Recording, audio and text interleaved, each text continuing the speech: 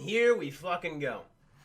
So let's get into this nonsense. I'm going to make sure my PS4 doesn't shut itself off. It's been a while since I turned this on.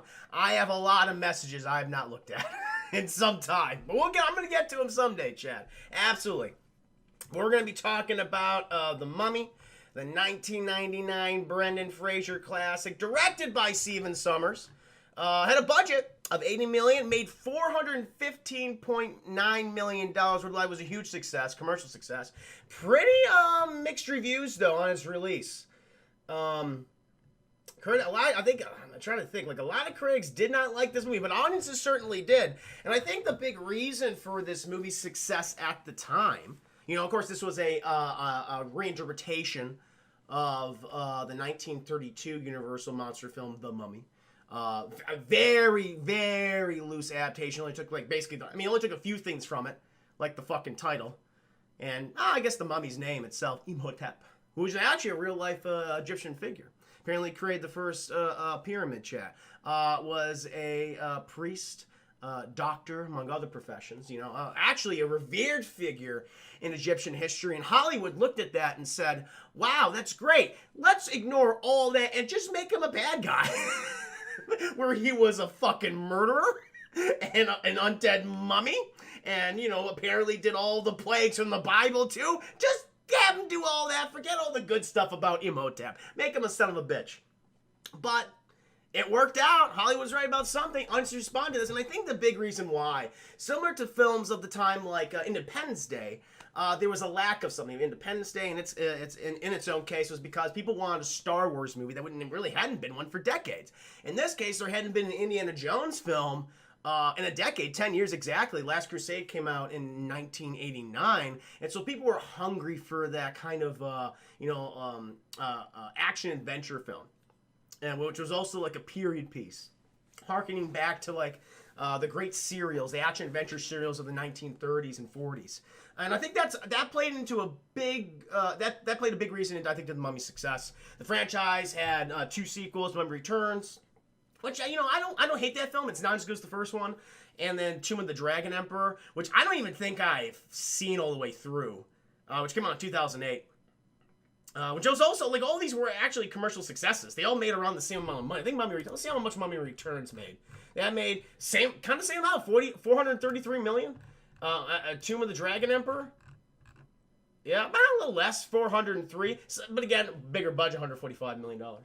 But yeah, I mean, I certainly like the first one. And it hit in a time when people were, you know, demanding the type of picture. Now, I'm curious about what you guys feel about the film. Yeah, pulp adventure movies, exactly, Devin. For those of you who'd seen The Mummy, what do you think of the film? The Hollywood way. Fuck history. Who cares? We need a villain, damn it. Join the Jedi. Welcome to you. Fun fact: I reported Imhotep in high school, and you're right about him. Yes, I watched a few, History Channel specials when it wasn't always about fucking Hitler and the space aliens. Chad, History Channel used to cover history back in the day, and fucking Pawn Stars. They don't anymore. The aliens, Pawn Stars, or Hitler. Or, you know, Nazi aliens, anything above. Mummy Returns was overblown. It was too much. It was, you know what, as a thing, a term I've been using a lot of recently, overproduced. It was overproduced, had too much in it, too much CGI, too many action sequences. It was like, oh, I'm full already. No, I don't need any more. But they kept just fucking stuffing you. It's like, stop. Agreed. Yeah, a lot of people don't remember the third one. Apparently, it wasn't that bad though. I remember clips from it. And I was just like, yeah, I just remember those fucking Yetis. And how the Yetis did a lot of, like, you know, comedic gags, like sight gags. And there's sight gags in the first Mummy, and there's definitely sight gags in the second one.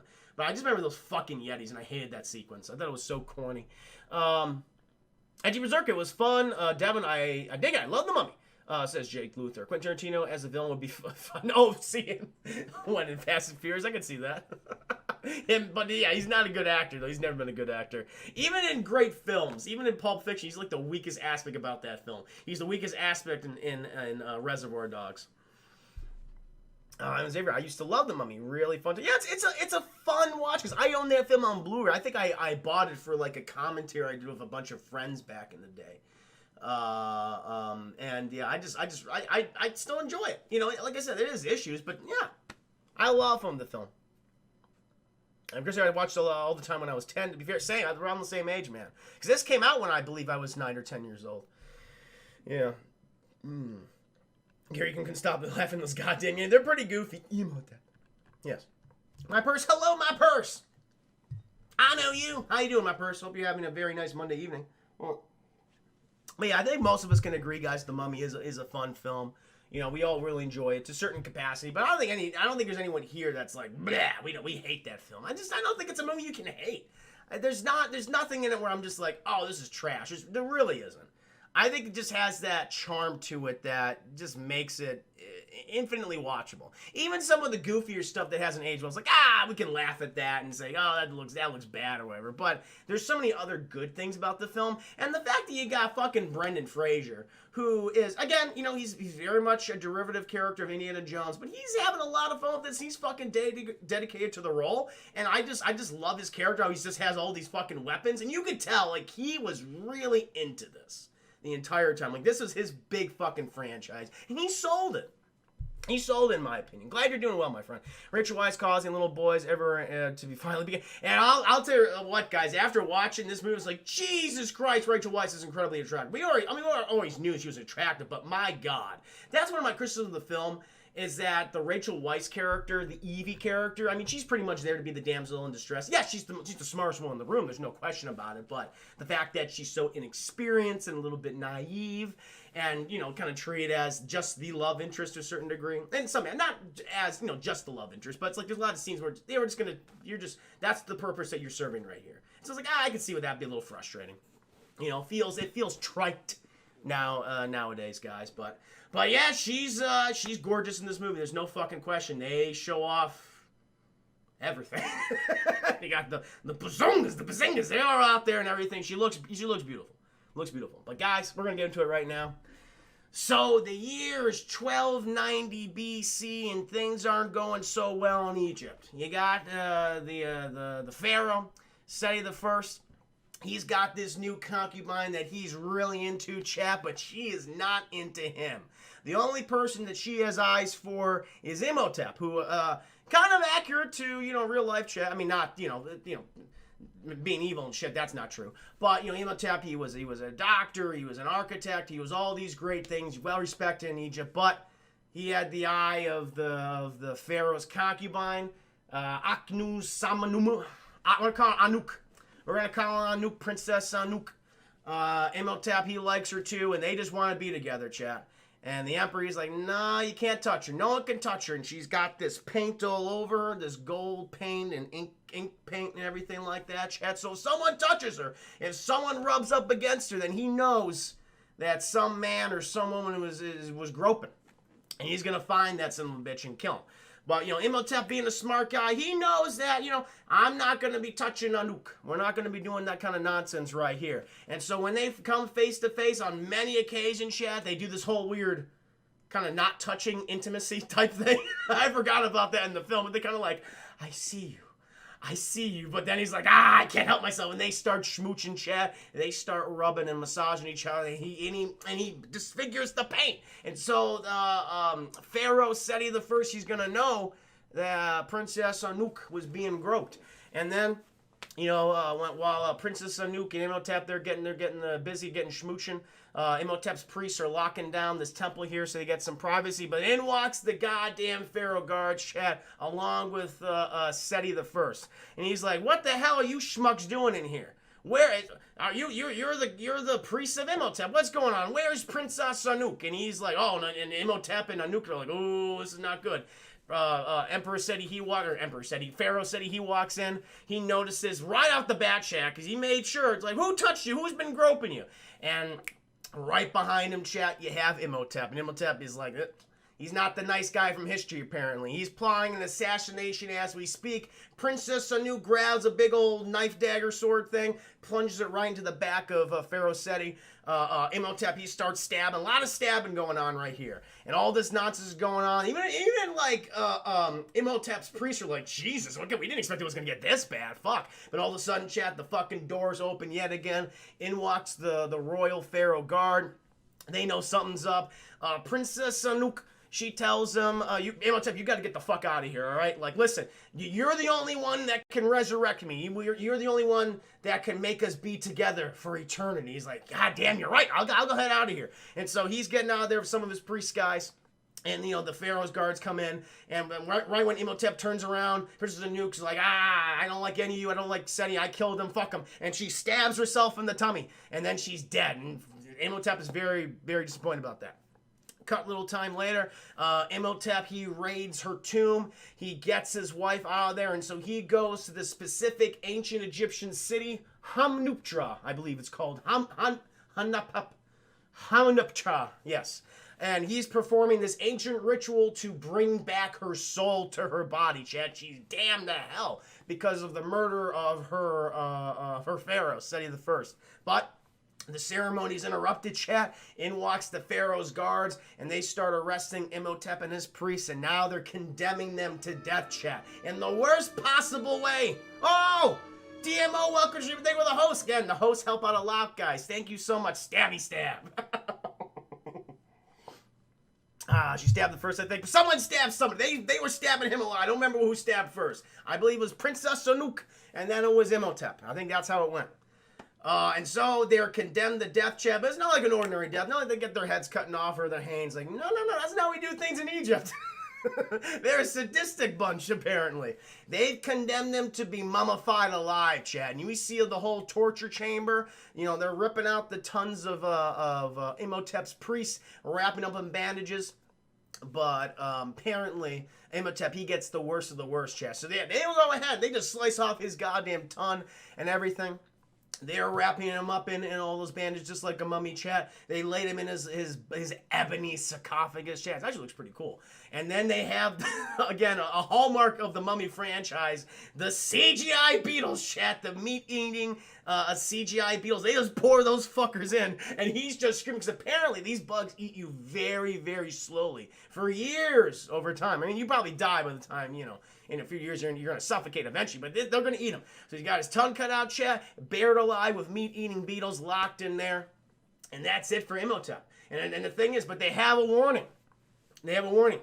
And whoever shall disturb the slumber and resurrect Imhotep, the mummy, terrible curses will fall upon the land and eventually the world, chat. I don't know why they fucking had that curse in there. Why not just fucking lock him in there and just kill him? What's of all the curses? You kind of made this a worse situation. What does it matter? I don't know. It doesn't make any sense. But it's fine, chat. Because now we skip nearly 3,000 years in the future.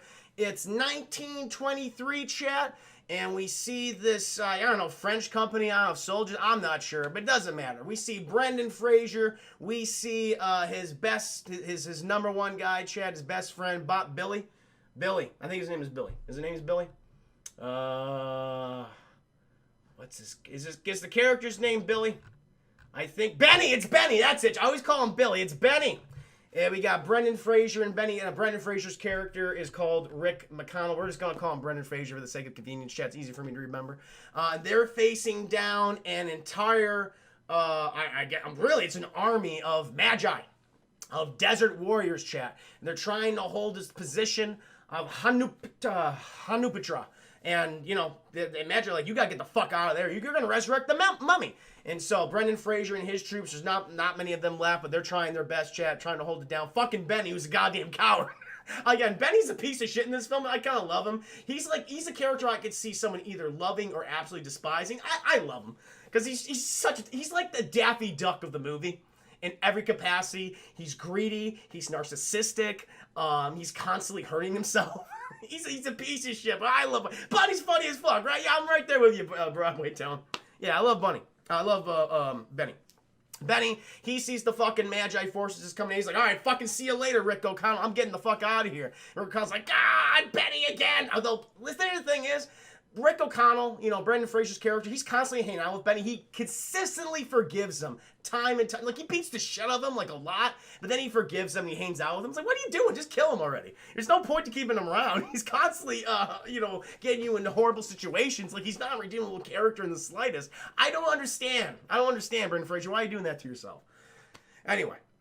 So they're overrun by Magi forces, you know. Brendan Fraser, he's like, oh, fuck this, we're all dead. He starts running towards the city of Hanuptra. Benny, he gets into an ancient temple chat, and he's like, oh, God, thank God, Benny, you found the ancient temple. Yeah, hold the door open. Benny's like, fuck you, and just closes the door on Brendan Fraser. He's like, oh, Benny, why do I keep trusting you? I keep doing this. And then Brendan Fraser, he's like down to his last few guns, last few bullshit. He's killing all these Magi and everything. But all of a sudden, the Magi are like, okay, fuck this. We're getting out of here. They start to hear the wind howling, chat, and ghostly noises. Brendan Fraser's like, yeah, they're scared of me. But all of a sudden, the sand starts rustling and wrestling. And it comes into the face of a CGI man, chat. It's the curse of the mummy. And Brendan Fraser's like, that's bad. I'm going to get the fuck out of here. Meanwhile, we cut to this mountaintop, chat, where we see the leader of the Magi. I don't know what his name is. I have no idea what his name is. We're gonna call him the leader of the Magi. You want to help me out here, guys? He's the leader. He's the leader of the Magi. I don't know his name. If you guys know it, let me know. They're looking down at Brendan Fraser. They see he's the only survivor of this battle. They don't know about Benny in the temple. They're like, okay, he's the only survivor of this. And they're like, should we kill him? He's like, nah, let him go. The desert will take care of him. Oded. Thank you, Chris Ayers. Oded Fair. Appreciate them, man. I remember them saying his name in the movie. Oded. I'll remember that now. And when I forget, just remind me. And so, chat, with a lot of time jumps in the first 20 minutes of the film. We then cut to 3 years later, and now it's 1926, and we're following Evie. Evelyn, whose last name I don't remember. His name is Evie. It's Rachel Weisz's character, and she's a librarian working in an Egyptian museum, chat. And, her whole thing, she doesn't just want to be a librarian, chat. She wants to go out there into the field, but she's a woman living in a man's world, and they're denying her and stopping her at every opportunity, chat, just because she's a woman. It's not fair, it's sexist, and it's bullshit. She's smarter than any of those schmucks out there. She doesn't get their goddamn respect. Also, she destroys a lot of Egyptian property in the process. You get a little psych gag chat. She's trying, again, her own fault though. Trying to put a book back on another shelf, leaning over, fucking messes up the ladder, knocks over all the shelf, ruining thousands of years of Egyptian texts and books and ancient artifacts. Hundreds of thousands, not millions of dollars of property damage. Her boss comes in. You've seen this actor before, guys. We're just gonna call him Mr. Top Hat. He's got the little the red top hat. I don't know what it's called. I'm gonna call it a fez. It's a fez, Mr. Fez. Mr. Fez comes walking in. He's like, "What the hell did you do? What are you doing? You wasted all this money. You're making me lose money constantly." She's like, "Oh, you're keeping me around because I'm an expert in all of these various fields." He's like, "No, that's not right. No, that's not it. No, I'm keeping you around because your family, your parents." Donated so much money to this museum, so I'm obligated to keep you here. You goddamn broad. And he walks out, she's like, ooh, sexism. And so she's like, I'm done with this. But then she hears some ghostly specter sounds. God, is the mummy? Did they get him from out of the tomb of Amenhotep already? But now, chat, she goes over to the next room. A fucking undead mummy pops out, but it's her brother Jonathan. He's a prankster. He's a trickster. He's a goddamn gambler. A degenerate chap, but he's pretty goddamn charming. We can't help but like him. He's in there because he found something that Evie might like, a map to the city of Amenhotep, which we've already seen for the past 20 minutes, where Brendan Fraser was, and also where the Imhotep was. And he's like, hey, let's show this to Mr. Fez so you can get going on your expedition. You will like that. Fuck those guys out there. They're not giving you the opportunities that you deserve. I might be a degenerate son of a bitch, but I care about you, Evie. And I can also get rich because there might be treasure there, too. So it's like, okay, it's a win-win for everybody. So they go ahead and take the map to Mr. Fez. Mr. Fez is like, I'm not impressed. And then he just fucking burns half of it. It's not in a very obvious way. He's like, oh, good heavens. And they try to put it out. And they're like, Jonathan's like, oh, you burned the part that's where the Amenhotep is. He's like, oh.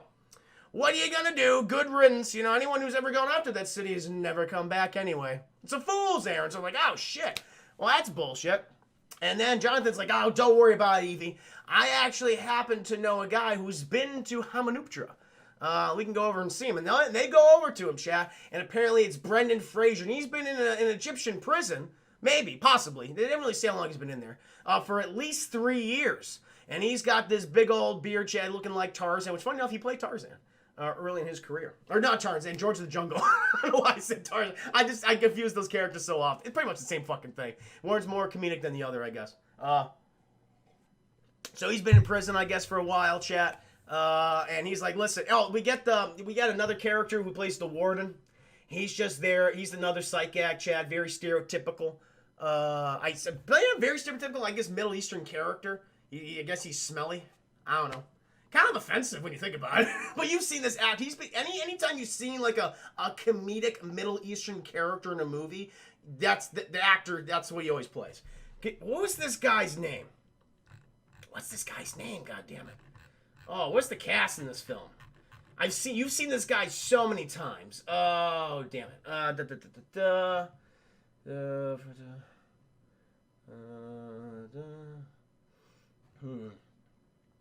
Omid Djali. He just plays the Egyptian prison warden. He's not even given a fucking name, chat. He's Omid. So he's Omid the warden. We're just calling him Omid the warden. And he's like, oh yeah, he's been in prison for whatever. I'll give you 10 minutes to speak with him, and you gotta get the fuck out of here. He's like, and you know, Jonathan, he's talking to him. Brendan Fraser's having nothing to do with it. He punches him in the fucking face at one point. He's like, I'm nothing to talk. Evie goes down to his level. He says, listen, tell us where the city is. He's like, you really want to know where the city is? You really want to know? Come closer, come closer. And he gives her a big old smooch chat, and he says, then get me the fuck out of here. Because they just start dragging him off. He's like, what's happening right now? And apparently, he's being led to his execution, according to the smelly warden, chat. And so there we go. Evie's just begging for his life while they're getting him up in the chopping block. Technically, he's going to be hanged, chat. He's going to be hanged right now. And she's like, listen, I'll give you 100 pounds. He's like, listen, I'll fucking pay 100 pounds just to watch this son of a bitch hang. You got to offer me something more. And she starts offering all this stuff, 200 pounds, 300 pounds, 500 pounds. He's like, 500 pounds is good, but I'm also a very lonely man. I'm smelly. And then he touches her leg. She goes, no! And he just slaps it. I hurt myself. Ow! That was a good slap. I can see why he had that reaction. He's like, fuck it! Kill him! And they fucking drop him. Chad's like, oh shit, they're gonna kill Brendan Fraser in the opening 20 minutes. He drops Chad and neck doesn't snap. So now he's just gonna watch himself strangle to death, pretty much. He's like, oh, his neck didn't break. We're just gonna watch him suffocate, I guess. He's like, listen, I know the location of Hamanuptra. I'll give you how much you want for it? He's like, 50%. She's like, I'll give you 25. And or she says 10, and he says, I'll go for 35. He's like 25. He's like 15. And he's like, yes. He's like, and he fucking tricked himself. Idiot. He's like, fuck it. All right, cut him loose. So they cut Brendan Fraser loose, Chad. He's okay. Not going to go off on their little adventure. He gets himself cleaned up, chat. Apologizes for smacking Jonathan in the face. Jonathan says, oh, don't worry about it. It happens to me all the time. Brendan Fraser's like, I'm sure it fucking does. And then he's talking with Evie, chat, and they got that, that tension between, that hot sexual tension, everything. Again, he's sorry for his little schmooch earlier. Very inappropriate in the case. And she asks him, why'd you kiss me? He's like, well, I'm about to die. Kind of seemed like a good idea at the time. Again, all right, fair enough. And they go ahead and they board this barge, chat. And then they're going to start, laying their plan together. Meanwhile, while on the barge, Jonathan, he's playing with these Americans, chat. And these Americans, to me, represent a third of Indiana Jones's personalities. Because you got the guy who's the professor, you got the guy that's kind of the rogue, and you got the guy that's kind of the, you have the rogue, and then you have the adventurer, I'd say. That's who these three guys represent. Because they're not like a complete Indiana Jones. They're like faux Indiana Jones. And Jonathan's just playing with them.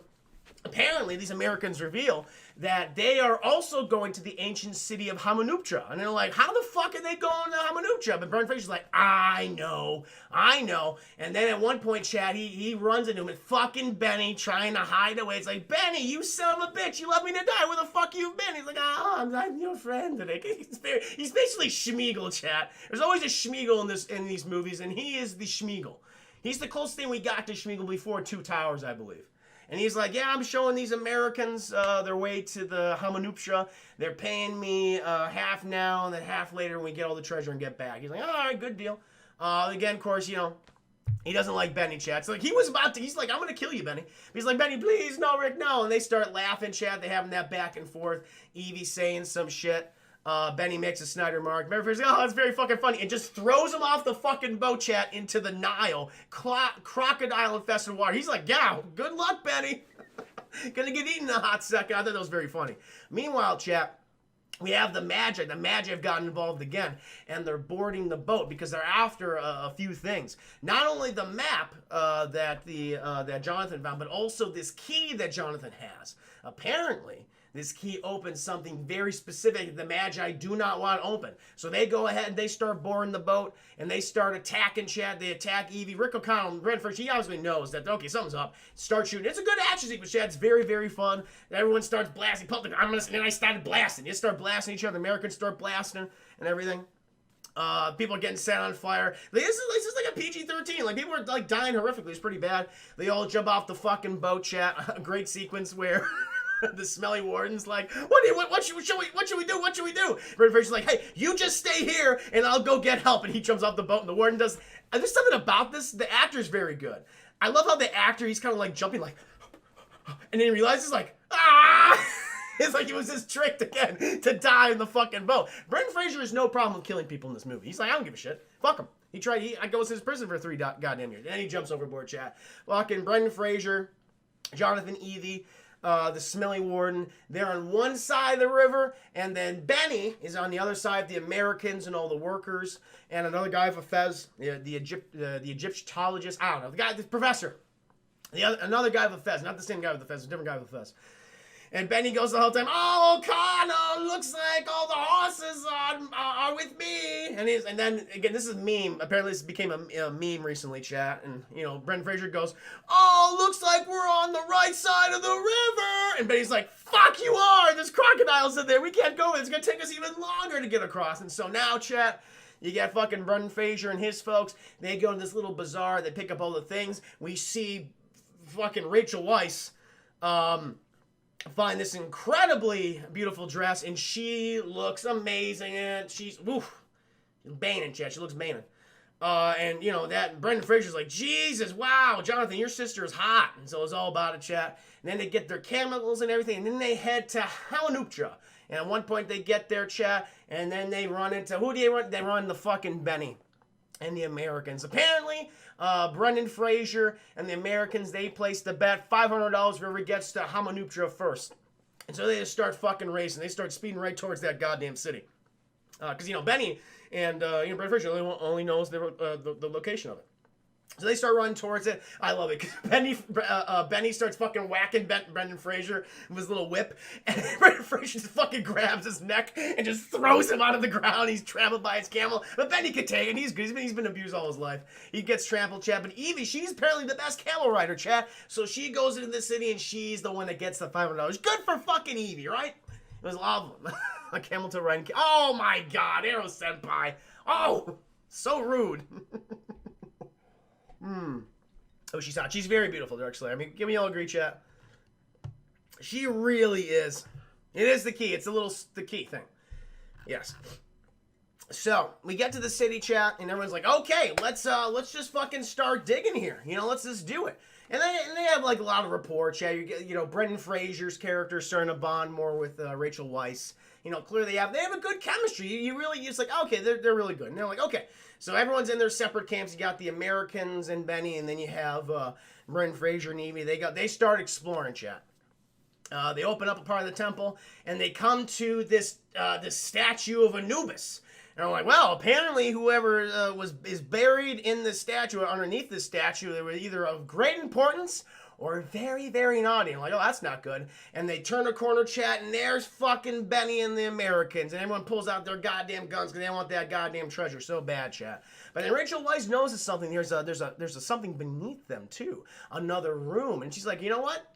Let them have their little Anubis statue. There's other treasure around Hawanuptra. Let's go ahead and get going. And so Evie has this clever idea. They basically go to a chamber underneath the statue and we're just gonna dig up and get whatever's up there. And it's like, fucking good deal. Let's fucking do it, Chat. Meanwhile, the fucking Americans, they're just about to open the goddamn Anubis statue, but the Egyptologist's like, let's not do that. Let's just use the brown people to open it. That's a thing, Chat.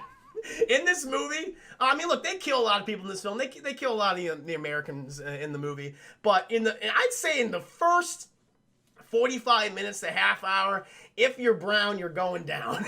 That's pretty much what it is. I'm just putting it out there, man. If you were brown, you do not have a fucking name. If you just have a title, then that is it for you. It's like, ugh. So the Egyptologist is like, hey man, we can get the brown people to open this up for us. Terrible, so terrible, guys. And they open it. These fucking Egyptians like, oh, let's just do it. Oh god, that's what happens. Oh my god. So they start opening up the Anubis statue, and they just get a fucking face full of pressurized salt acid, which is a thing. It's like, fuck, and they just start fucking melting. It's like, wow, that's a bad death, chat. Pressurized salt acid, which is actually a real thing, apparently. It's a booby trap, and they get a face full of that. God, even Crystal, but you're right. I mean, that's what happens. I'm just telling you how it is. This movie doesn't give a fuck. They changed Imhotep, an incredibly well-regarded mathematician, architect, doctor of ancient Egypt, an incredible figure, part of Egyptian culture, and they turned him into a bad guy. Hollywood cares. We'll kill some of the brown people. They don't give a damn. It's like, that's what they do. If you're brown, you're going down. Put that on a fucking shirt. Oh my god. That's a bad way to go, chat. Ooh. Oh, so where am I? Oh yeah, so they start melting. Now meanwhile, Evie and Brendan Fraser, they manage to get the statue. The fucking sarcophagus comes crashing down, chat. After Jonathan's just screwing around, hitting his little using his pickaxe as a golf club. Fucking sarcophagus comes down, chat. They lift this thing up. They know it's like, oh, so it needs to be open. It needs a little key. Jonathan happens to have that key, and they start turning that goddamn thing. Opens up, and then the fucking Imhotep mummy jumps out, chat. He's not alive. He's dead, but apparently he's very juicy. He's still in the process of decomposition, which is unique. And like, okay, this isn't right. We've never seen this before. There's something unusual about this mummy. And they notice inside, chat, apparently there's fucking claw marks. There's these little beetles, little scarabs. Like, oh my god, he was buried alive and they were eating him. And apparently, even though in perfect handwriting, chat, Egyptian handwriting, I suppose. It's Imhotep managed to scroll out, death is only the beginning. Fair enough, it's true, I guess. And so like, oh wow, that's kind of fucked up. Meanwhile, up there, after the fucking people just melted, they're disappointed, like, no, we didn't find anything. Where's our goddamn treasure? They managed to find a box that is also in the statue of Anubis, chat, and they open up the box, and in there is a fucking black book. It's like made out of, I don't know, ebony or it's onyx or something. It's like, oh, and the Egyptologist like, gentlemen, this is the Book of the Dead. And like, we want some goddamn gold. We want treasure. And like, gentlemen, this is fucking treasure. And they're like, and then they kick the box, chat, and then out pops behind it these vials in these gold containers, which we actually saw earlier in the film when Princess Anouk was being resurrected by Imhotep because she was mummified. They took out her internal organs, and that's what's in these little containers, chat. Princess Anouk's guts and brains and everything. And we're like, oh, fuck, we'll take that. But they all start kind of panicking because the Egyptologist, he's reading the book, and it's like, hey, whoever opens this shit will be cursed for life. And Benny's like, fuck this, I'm out, I'm not dealing with this right now. He heads out of there, and these guys may or may not be cursed, chat. It's not a good situation looking for him right now. So, very juicy, yes. It's like me if I was a mummy. Was Imhotep in the original movie? Yes, that was in the Universal Monsters film. That was also Imhotep. Even the of course, 1930s Hollywood didn't give a shit. They didn't care. So, it's funny. It's like, at this point, chat, in the movie, it's like all the brown people are going down, but if you're white, you're gonna be all right for now. You get a fucking asterisk next to your name at this point, though. Situation might not turn out very well. So they go ahead, they go up there. The fucking Americans, they're goddamn gloating. And look at this treasure we got here filled with Princess Anouk's guts. Are you jealous? We heard you found a very juicy mummy. And Brendan Fraser's like, ha ha ha ha, very funny. And he's like, yeah, everyone's just talking shit to each other. Evie notices that the Egyptologist, that he has the Book of the Dead and needs a key. It's the exact key that she has, Chad. She gives a little, I think you need a key to open that. He's like, well, what the fuck are you talking about? You're a woman. How would you know any of that? She goes off, chat. The fucking camp then is suddenly attacked by Magi. Swag, welcome to the stream. Good to see you. Chris and some Trump shit with it. Listen, man. That's no, don't clip the I am there with context. It is how the movie is operating. I'm explaining what the movie is doing. This is the logic of the film. If you're white, you're gonna be all right. That's how the film presents it. I'm goddamn serious. It's logical. Rocket, pretty good to see you.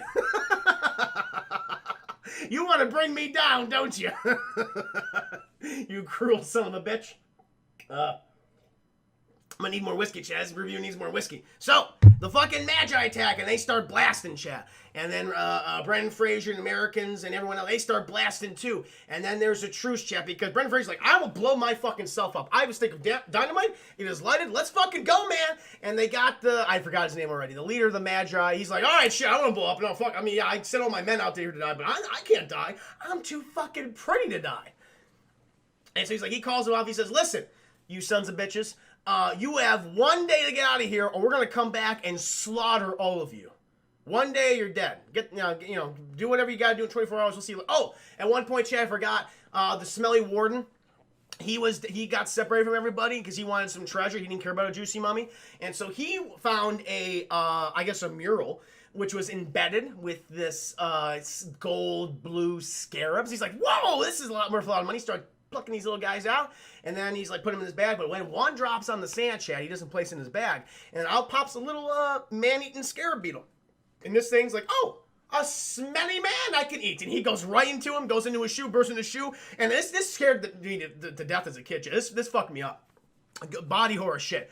Goes into his shoe, and the guy's like, what the fuck is that? And it goes like right through his skin, Chad. He starts, he starts freaking out. He's like patting his things, and it goes like up to his crotch and his penis and balls, Chad, all that shit, and up to his chest, and he rips his clothes off. It's like, and you see like the little terrible CGI skin lump, and it goes all the way up here to his neck, and then it burrows into his fucking face, into his brain. And then meanwhile, when they're talking about the juicy mummy, the smelly warden, he comes roaring out just screaming because the thing is eating his brain as he's still like alive, and he just fucking runs full tilt into a stone wall, chat, and then brains himself in the goddamn wall dead. So it's pretty bad.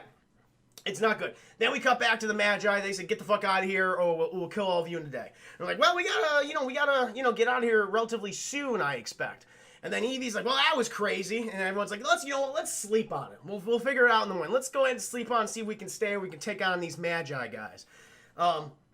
Meanwhile, she goes ahead. She takes the book from the Egyptologist, Jack, because she wants to read it. She's curious. Grabs the book, opens it up, and then she does the thing which you're not supposed to, just starts fucking reading. And after she reads some Egyptian words and then fucking Imhotep, he's like, he wakes up. It's like, god damn.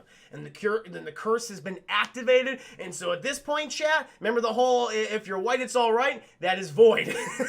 It is void now. It is now the inverse. If you're brown, you'll probably be alive. I mean, a lot of brown people die in this film, chat, but at this point, now it's a fucking palooza.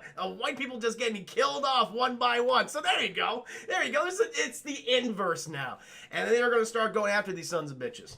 If you're brown, you won't drown. There you go. It's not as good as the other one. We'll think of another quote. So, he's up. Everyone's like, oh shit, that was weird. And oh yeah, because Egyptologist is like, don't read the book. Don't. He's like, now he's all superstitious and shit. And then they're like, oh fuck. And then they say like, what was that? And all from the distance, chat, they see a terrible CGI cloud of locusts, and they're closing the people. And like, oh my god. And well, I guess you know what my whole thing I said about no more brown people dying. Now a lot of more brown people die, chat, because then the fucking locust is targeting anyone who doesn't have a name. If you just happen to be an extra, you're fucking dead. They start eating you. Everyone heads into the temple, chat. Everyone goes in there. People just running, knocking people over, destroying Egyptian culture and everything. With one of the Americans, the guy who's like we're gonna call him the Velma of the group, chat. He's kind of the Professor Jones of the three Americans that we see. He dropped his glasses. Where are my glasses? And fucking Benny doesn't give a shit. Just runs up, just stomps on him, and he continues on. And the guy's like, my glasses, and he gets up, chat. Fucked up. See what's about to happen here. He's like, oh, I can't see, but we know that the fucking mummies are walking about, chat. Imhotep. And he's like, oh, and he sees like he just sees a figure. He's like, who are you? Oh, are you my friend? And he's like, no, you're not a friend, yeah. And he's like hopping around. He's got his gun pulled out. And at one point, he's like, oh, and then he hears him, but he hears that fucking mummy. and that he smells that 3,000-year-old scarab breath just like hot on the back of his neck. He turns around, and then we know what happens. He starts screaming. Something bad happened. Meanwhile, fucking Evie, Jonathan, and Brendan Fraser, they're being chased by the man-eating scarab beetles. They're like, fuck, we gotta get the hell out of here. They jump to some pillars. Evie jumps to like a corner pillar with like a wall, but then she activates like a trip thing, and she falls behind the wall, and they're like, oh no! Evie, where'd you go? More brown people die, chat. It's just, you know, again, if you don't have a name, you're dead. And then the Brendan Fraser and the Americans, Jonathan, they're all together at this point. Evie, she ends up in the same place that the Velma guy was, and she finds him. He's like, "Oh, thank God you're here. Listen, I'm separated from everyone. Let's just stick together." He fucking turns around, chat. He has no fucking eyes, and his tongue's been ripped out. He's like, "Oh!" This scared me to death as a kid. This is fucked up. All right, and this is like, ugh. Like, body horror always gets me and always creeps me out, but like seeing this is very young. It's like, this is not appropriate. I should not be watching this right now. This is really horrible, and especially the actor. Good on the actor. I've never seen this guy after this film, but like he fucking falls on the floor. He's like, "Oh my eyes! He took my eyes!" It's like, oh no, and my tongue! He took my tongue! It's like, God, it makes me so uncomfortable. And then I'll watch Imhotep the Mummy. The terrible CGI effect that we see, Chen, it does not hold up. It looks really bad. I just wish they'd made this a practical effect. It would have been so much better. Because there are practical effect mummies in here. There are guys in just suits, and they look great.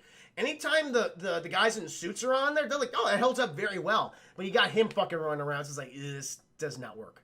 And he's always like, whoa, Evie, you are fucking hot. Jesus Christ. You know what you remind me of Princess Sanook. And you read from the book, you know what? I'm just going to use you to get Princess Anouk back. And he tries to smooch her, chat. He just wants to smooch. But then Brendan Fraser's like, Evie, we found you. I was like, let's get the hell out of here. And then Mummy's like, holy shit, what the fuck is that? Mummy goes, bah! And Brendan Fraser goes, and he fucking shoots him in the face. And they get out of there. They run out, chat. They grab the guy who has no eyes or tongue at this point. The Magi show back. They're like, what the fuck did you guys do? We told you to get out of here in a day, and now you resurrected the creature. Brendan Fraser's like, don't worry about it. I took care of him. I shot him. It's fine. The Magi's like, no, you don't know that. You don't. First of all, shut the fuck up. We've been here. We've been guarding this fucking place for 3,000 years, and you fucking, you white schmucks just walk in here thinking you own everything. It's like, no, we're gonna tell you. We gotta go in there now and try to kill this fucking thing, all right? And Brendan Fraser's like, I already did. You didn't do shit. And so Brendan Fraser's like, fuck this. Let's just head back to Cairo. We can't deal with this right now. Got a crazy mummy in her tail. It's revealed this thing's gonna keep. Imagine laid down. It's like, listen, this thing's gonna keep following all the people that opened up that thing, who got the book, who got the guts of Princess Anouk. He's gonna come there. He's gonna come free until he is fully formed, and then he'll take over the world. And I was like, that's bad. And they head back to Cairo, chat. Everyone's a little concerned. At one point, Brendan Fraser, he's just saying, he's putting out this, listen, Evie, I fulfilled my contract. I brought you to the Hamanuptra, and now we're back here. We're done. Let me leave. And Evie's like, you can't leave. We got to save the world. And he's like, I don't want to save the world. That's not my problem. Bicker, smooch, all that good chat. He's like, all right, do whatever you want. He goes back downstairs. He gets a drink. Finds a World War I veteran, chat, who is just inundating himself with alcohol. He's just got a pickled liver, chat. But he's a very important character. He has a drink with Brendan Fraser and Jonathan. Apparently he's extremely suicidal because he's saying like, fuck it, I wish I went down with the boys in 1918 during the Great War. That would have been spectacular. Anyway, see you later. Back to the airfield. We'll see him again, Chad. He plays a very important plot element later on. Important part of the plot structure. So, who we got here? Tonyo12, Juicy, welcome. Juicy, you the man. Oh, it's fun. Kind of you to say, man. Appreciate that. May the wings of liberty never lose fun. You're shaking the pillars of goddamn heaven right now. Chris, I feel sorry for him too. No, good to see you, Tony. Hope I'm saying your name correctly. Chris, here's a better one. If you're brown, you ain't going down. That's it. Now, Chad, you're still going down, but now it's more even. Now, the odds are kind of even now at this point, Chad. Before, if you were a brown character in this film, you were going to die no matter what. But now the white character's fucked up so much, it's like, okay, we just have to fucking kill you now. You've made too many terrible decisions. The pilot's great. Honestly, Dark Slayer, what's the guy's name? I wish he was in the movie more, because he's just so much fun. what's his name? I want to know his name. Bernard. The actor's name is Bernard Fox. He plays Captain Winston Havelock. That is a British name for your ass, chat. Captain Winston's a good character. Wish he was in the film more. He's got about maybe 10 minutes of screen time tops. But, you know, Jonathan, Brendan Fraser, they just keep fucking drinking. The Americans, they come down and join them. They're like, hey, how's your buddy? They got his fucking eyes and tongue ripped out. And they're like, how do you fucking think he is? He got his eyes and tongue ripped out. He's not great right now. That's actually a very insensitive question to ask. Oh! Retronimus, thank you for the 2 gifted subs. Iron Laser. Luke Hatter of the Greats. I hope I'm saying that correctly. Congratulations. You know the proud owners are 5 different emotes, including Mr. Evan Yang, Mr. Evan Hype, Mr. Evan Lowell, Mr. Evan Rage, and Mr. Evan Derp. Thank you a lot, man. Really do appreciate that. I believe you are the gifted sub champion. You are Retronimus of March so far. You're the gifted sub champion. Welcome to the stream. So, chat, where are we now? Where the fuck are we? Oh, yeah, okay, so, yeah, his eyes and tongue are gone. That's not great. And they're like, hey, drinking to that guy's eyes and tongue. Feel really bad for him. They start drinking. But meanwhile, chat, I missed another plot thing. So, back when the Magi were saying, you got to get the fuck out of here. You shouldn't have come here. We got to hunt down this creature. Benny's still in the temple, chat. He's still there. And he runs into the mummy. He starts like, oh, God, have mercy. He brings up, he's got like a collection of all these religious items. Very superstitious. Starts praying to Jesus, my main man, JC. Prays to Buddha. Prays to Allah. But then he brings up the Star of David, chat. Prays to Yahweh, as the Hebrews once called him. And then Imhotep's like, oh my God, you're speaking the language of the slaves. I could use you. And if you help me out, I can bring you untold treasure. And he has apparently a handful of gold. I don't know where the fuck he got it from. And then he's like, you son of a bitch, I'm in. Let's do it. I'll betray anyone for gold. And now Benny is working for Imhotep at this point. Benny, he brings Imhotep into Cairo. And they go and visit the Velma. The Velma without the eyes or the tongue. And he's not doing too hot, chat, but he's like, oh, I have a wonderful guest. The prince came to see me. Apparently, he cares about my situation. And Benny's like, oh, yeah, he cares so much, you know. He appreciates your hospitality. And he also appreciates your eyes and your tongue. But he's here to collect the rest of you. He requires it. And guys are like, oh, and Imhotep just takes off his fucking mask. Terrible CGI mummy face, chat. Oh, the little bugs are running across his bad CGI. And he just sucks that fucker dry. He takes everything from him. Meanwhile, we're downstairs, the Americans, Brendan Fraser and Jonathan, they're just fucking drinking as much as they want. They do one to there for the guy without in the eyes. They take a sip, chat, and then blah, they spit it out. It's all turned to blood, chat, because apparently the mummy is just the cause of all the plagues at this point. And now the streets of Cairo are running with blood. All the running waters are running with blood. They have quite the environmental crisis on their hands, and all the water's gone. It's all turned to blood, chat. I wouldn't want to drink blood. I don't think anyone would, unless you're a cannibal. And like, oh shit, he's here, and they go up and they go running up to the eyeless guy, fucking Velma, his little apartment. They Brendan Fraser, he encounters Benny. He's like, you son of a bitch, what are you doing here? He's like, I don't know, I managed to escape. And Brendan Fraser's like, oh, you're up to something. They go up to the room, chat, and there they go. They fucking see Brendan Fraser. Is Evie in the scene? Evie might be in the scene because she goes to check in on the eyeless guy. I think at one point, maybe, not yet. Maybe. I don't remember. No. I don't remember. No, not yet, Chad. Not yet. So, yeah, Evie, I think she goes in to check, and she sees his fucking body. And he starts, Imhotep, he wants to smooch, or someone wants to smooch him.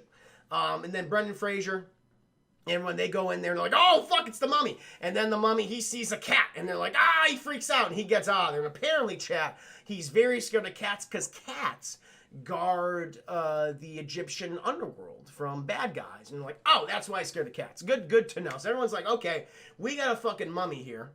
And it's a terrible situation. There's an eclipse happening outside. It's raining hellfire at this point. It's not going great. We gotta find everybody who's took an object from that box that's cursed and get them the fuck out of there. Because apparently they can't find the Egyptologist, chat. The other guy at the Fez. He's running off somewhere. You know, he's like, and at one point during the eclipse, he's like, I gotta get the fuck out of Cairo. But fucking Imhotep, he finds him, chat. He sucks him fucking dry, takes all, he's like, oh, that's not great. Brendan Fraser, he goes to the Egyptologist's office, and he sees Benny in there just ruffling through all the papers trying to find the Book of the Dead. But the Imhotep already found it. He already got it on the Egyptologist. He's like, oh shit, that's not a good situation. And then Brendan Fraser just beats the shit out of Benny relentlessly. Almost cuts his goddamn head off by putting him up towards the fan. It would be kind of funny to see that. But then Benny, because of the guy getting his soul sucked out, they get distracted. Benny, he hightails it out of there. Like, oh, God, okay, we got to get back to the hotel where all these guys, the rest of the Americans are guarding Evie because I locked Evie in her room so she wouldn't get any shenanigans. And so they're running back to the hotel, but Imhotep, he's one step ahead of him. He sucks the one guy dry, another guy dry again, and he goes after Evie, and he wants to smooch her so goddamn bad. And he kind of does shit. He starts smooching her. Bugs are crawling over his face. It's gross. Although he's starting to look more like the sexy man that he is.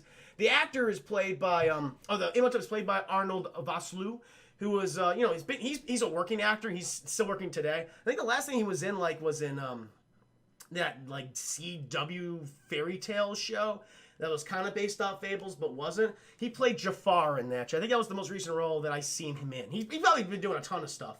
A lot of 90s action films that he played the bad guy in. But he starts smooching Evie. Brendan Fraser, he walks into the goddamn room. He has a cat. He's like, you see this? He goes, oh, a cat. And he gets the fuck out of there, Chad. He's like, okay. So this is the situation. All these Americans, they're just getting sucked dry by Imhotep at this point. We just got to get the hell out of Cairo.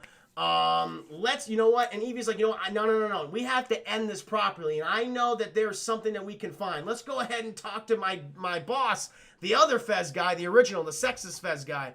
Let's go see what he's all about. And they go to the museum chat along with the one American who's like, I don't want to get sucked to death. No fucking thank you.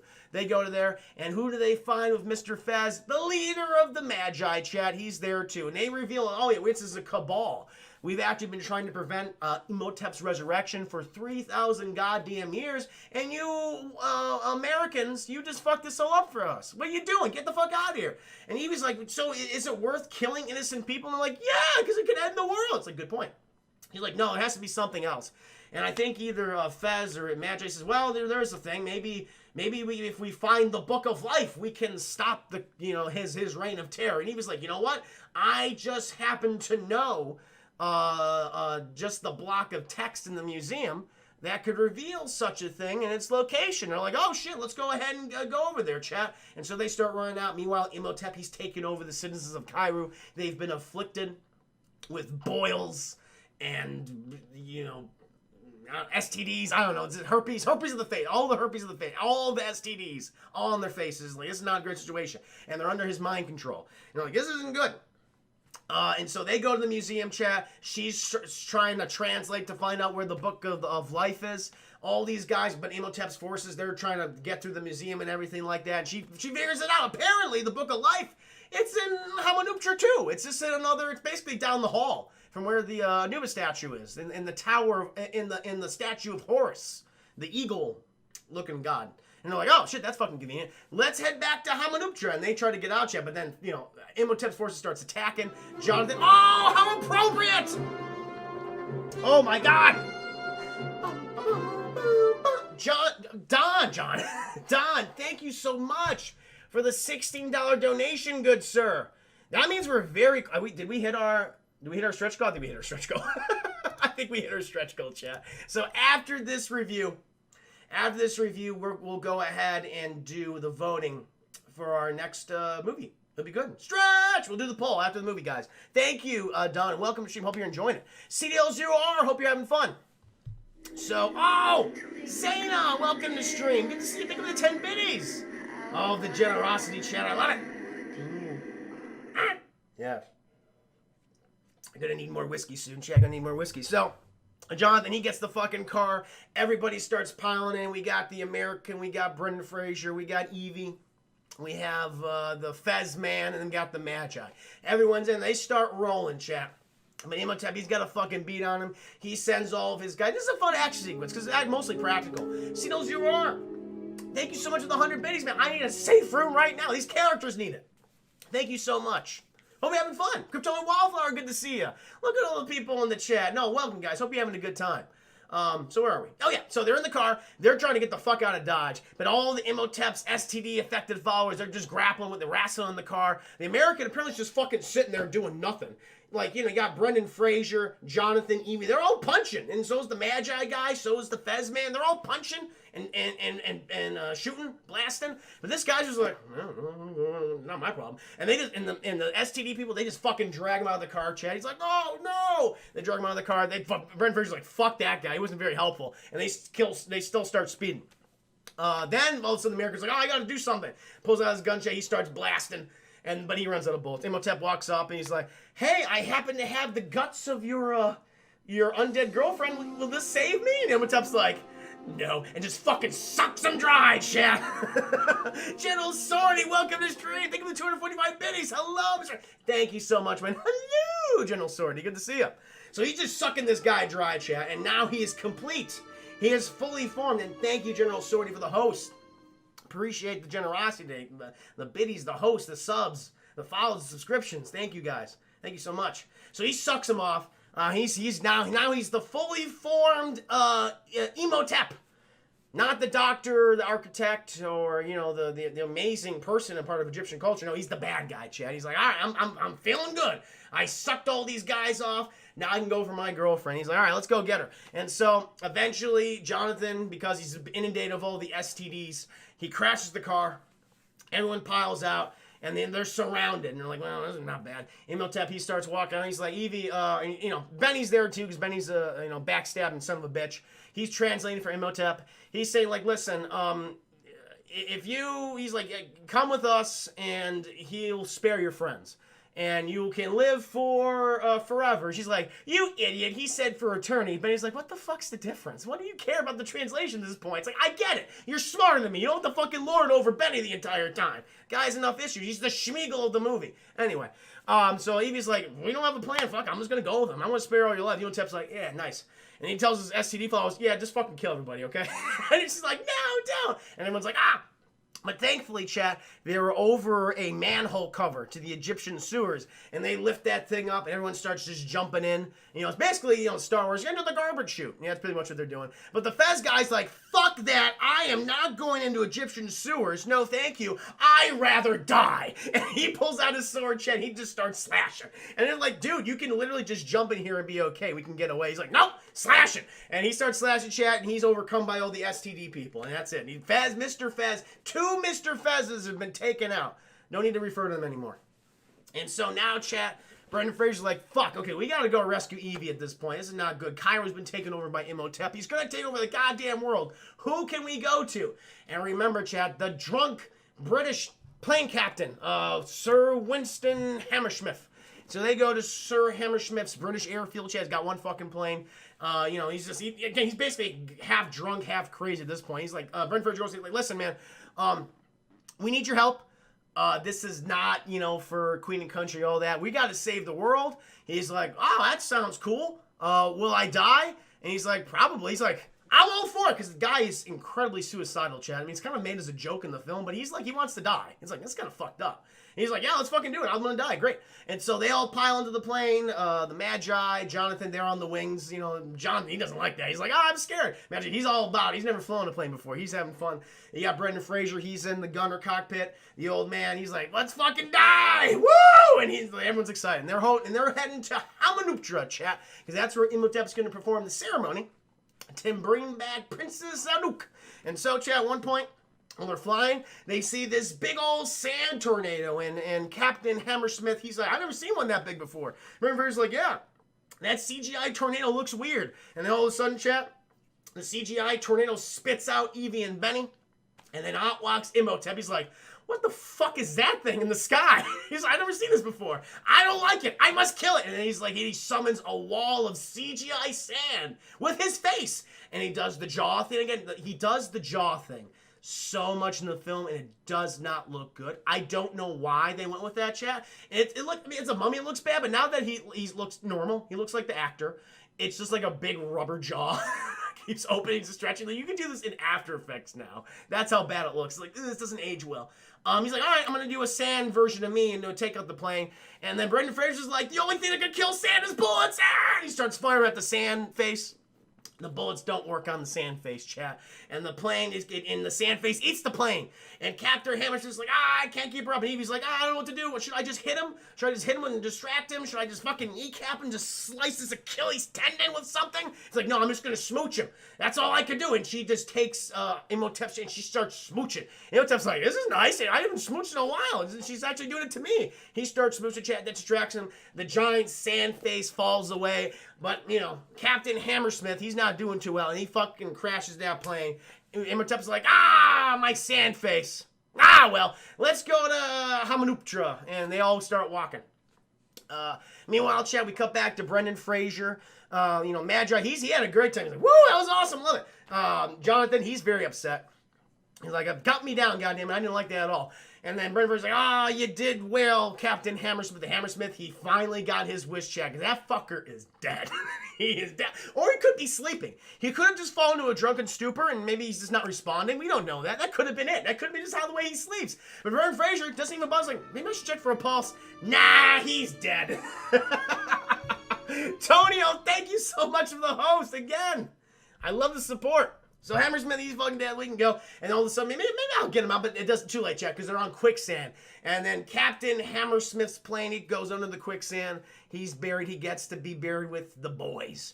Back in 1918 during World War I. The Great War, as he calls it. And Brendan Fraser's like, thank you. He does a little salute to Captain Hammersmith. Thank you. Your 10 minutes of screen time are up. Thank you so much. And then they go ahead and walk to the city of Hamunaptra, chat, and they infiltrate this place. Meanwhile, Imhotep, he's starting to set up the whole ritual and everything. He found Princess Anouk in her mummified form. He starts reading all these words. Her soul from the underworld, I guess, then possesses the body of Princess Anouk. So she's inside there. He also tells his mummy followers, his priests, that, okay, wake up, everybody, please wake up. Go kill Brendan Fraser, Jonathan, and the leader of the Magi, please, while I perform this ritual. And they're like, yes, sir. And again, chat, you get the CGI, terrible-looking mummies, but you also get the practical effect mummies, which look great. They hold up to this day. I just don't know why they use them, like, all together at once. It's very awkward to me. It's too bad. Should have stuck with the practical effects ones. They look great. Oh, well. Brendan Fraser, the Magi, Jonathan, they all start fighting. They get to the statue of Horus. They get it open. They find the Book of Life, chat, but they don't have the key because Imhotep, he took the key at one point from Evie, I guess. So he gotta get. So even more they can, do the magical reverse curse thing. They gotta get the key from. It's like, shit, this is not good. But maybe we can read the words and we can get control of the mummies, because apparently you can do it in the Book of Life. So all right, whatever. Eventually, they come to the temple where Imhotep is performing the ritual. You get an action scene. They also find a huge treasure room filled with all sorts of Egyptian treasure. It's like, oh, can we just take one little? Like, no, we gotta save your sister. He's like, damn it, fine. So they go ahead and they start wrestling. They start fighting with Imhotep and his CGI mummies. Also some practical effects mummies. And again, like, had this all been practical mummies, would have held up to this day. Would have been so much fun. And it just... Like, the weakest aspect of this film is probably this part. It's too bad, because the set looks fun, the practical effects mummies look fun, but these CGI fuckers, it's like, it's frustrating. It's very frustrating to watch. Like, this could be so much better. It's just, it's kind of falters a bit. They do all that. Jonathan, he manages to translate the text on the front of the cover of the Book of Life, and all Imhotep's mummies just stop moving. They're like, oh, shit. All right, we're not going to kill you now. And then he's like, oh, okay, they're now under Jonathan's command. And I think at one point, Evie's also fighting with Princess Anouk's mummy. At one point, Imhotep, he's like, Jonathan, I'm going to come for you. Stop, telling my mummies what to do. So he gets Jonathan by the throat. Brendan Fraser comes in there, cuts Imhotep's arm off. And Jonathan, he goes into in Imhotep's robes, pulls out the key, and he brings the key and book over to Evie while Brendan Fraser and Imhotep are fighting. They open up the book chat, and they start doing the translation. Imhotep's like, oh, fuck, no! And he's very upset by this because at first Evie says, all right, go ahead and kill that fucking bitch who's trying to kill me. And so all Imhotep's mummies, they just start stabbing. They start blasting Princess Anouk. She's dead again, chat. Very quick, back-to-back deaths in this film, in the beginning and at the tail end of the film. Fuck her. Then they start reading, and then all of a sudden this CGI chariot comes around. I guess it's like, I don't know, the guardian, the messenger from hell. I don't know, chat. But you got a blue CGI thing, chariot, and it goes through Imhotep, and it goes off with his soul to hell, or to Egyptian underworld. And he's like, fuck, I need that. And they're like, oh, shit. And he's like, wait a minute, he's not dying. And then Brendan Fraser's like, I thought you said this would kill him. Isn't he still here? She's like, just stab him in the tummy. And he goes, ah, and he stabs Imhotep in the tummy. He's like, oh my God, that hurt. It made him mortal, Chad. And Imhotep, he starts walking backwards into the little mud puddle that he made, and all these weird faces. These like mud people like start grabbing onto him, and he has these last words, much like the same words that he said that he scrawled into his coffin with perfect handwriting. Death is only the beginning. He's like, oh fuck, well, hey, we did it. We got him. He's dead. I mean, death is certainly the beginning and end for you. See you later. Meanwhile, Chad, Benny's like, okay, I'm done with all this. I'm just going to go and take as much treasure as I can out of this treasure room, Chad. But he's a greedy son of a bitch. He could have just hightailed it out of there after getting probably millions of dollars worth of treasure. He's like, you know what? I need a few more $1 million worth of treasure. I'm going to go back in there. Apparently, it's too heavy for him. And he just, I'm so exhausted. I'm going to take a break. Puts it on this lever, Chat, and apparently that was the self-destruction lever for the entire temple. And the whole temple starts coming down. Everyone's like, oh, fuck. And they all start hightailing out of there, Chat. Brendan Fraser, Evie, Jonathan, Benny. But Benny's just a little too slow. So as this big old temple wall's coming down, Brendan Fraser, he shouldn't even bother at this point. Like, Benny's tried to kill him, Evie, Jonathan, everyone else, betrayed everyone. Brendan Fraser still's like, Benny, I got you. I can help you out of here. But Benny's just a little too slow. And the temple walls come down, and Benny's like, and Fraser's like, I can't do anything. Bye, Benny. And Benny, he goes back inside the treasure room temple, surrounded all by the things he ever wanted. Got his little torch. He's all alone there. And all the man-eating scarabs start coming out. And Benny's like, oh, fuck. And the torch, and they're scared of the torch, but the torch starts going out. And then he's like, uh-oh. And then they just start eating him, Chad. You hear that? And they start munching on Benny. Benny is gone. He deserves it, though. Fuck him. He got what was coming to him. And then we cut outside, Chad. It's like, yay, everyone's okay. The Brendan Fraser and Evie, they start smooching. Jonathan's like, that's great. Everyone's happy except me. I got no money. You want to smooch, Camel? The Camel's like, no.